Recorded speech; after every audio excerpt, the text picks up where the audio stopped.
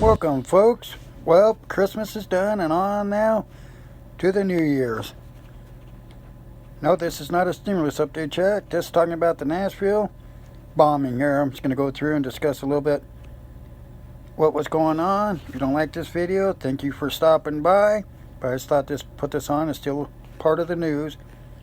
Nashville authorities believe an explosion that occurred early in downtown Nashville early Christmas morning was an intentional act sparked by a vehicle blast. Now, who would do something like this on Christmas, or who would do something like this anytime? Police came across a suspicious RV parked outside a nearby AT&T building near 2nd Avenue and Commerce Street before 6 a.m. when initially responding to calls of shots fired in the area, said Metro Police spokesman Don Aaron. There were no immediate evidence of any shooting, but officers alerted the department's bomb squad, which was en route when a significant explosion happened. About 30 minutes later, Aaron said. Just before the blast, witnesses in the area reported a warning coming from inside the RV. Evacuate now. There is a bomb. A bomb is in this vehicle and will explode. It'd be a horrifying thing to hear that.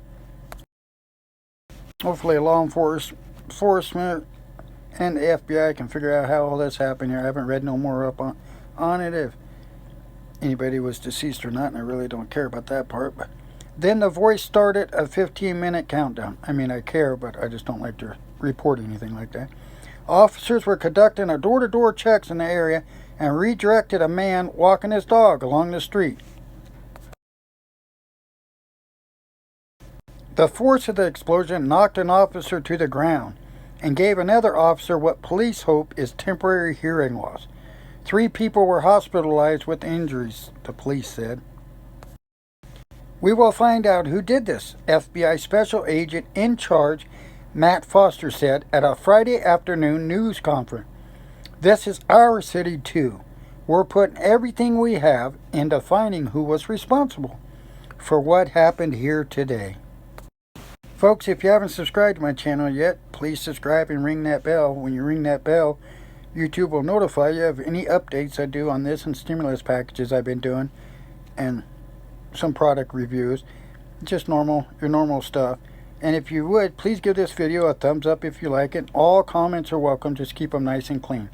Nashville Mayor John Cooper Friday afternoon announced he has issued a state of civil emergency at the explosion site and the surrounding area that will put in place a curfew starting Friday at 4:30 p.m.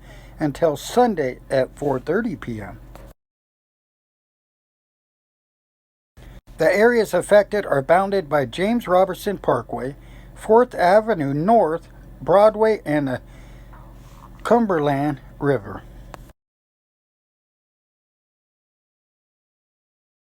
Cooper said at least 41 businesses, in the area have been damaged in connection to the explosion. I've seen pictures, and it's pretty massive. You can see the ground black for quite a few feet, and windows blown out, and sides of buildings all chipped up and stuff. Drake celebrated. Those officers saved lives today, he said. Excuse me. They immediately began knocking on doors, not knowing if the bomb was going to go off. Immediately. They didn't care about themselves. They didn't think about that. They cared about the citizens of Nashville. Hats off to all the first responders doing a great job.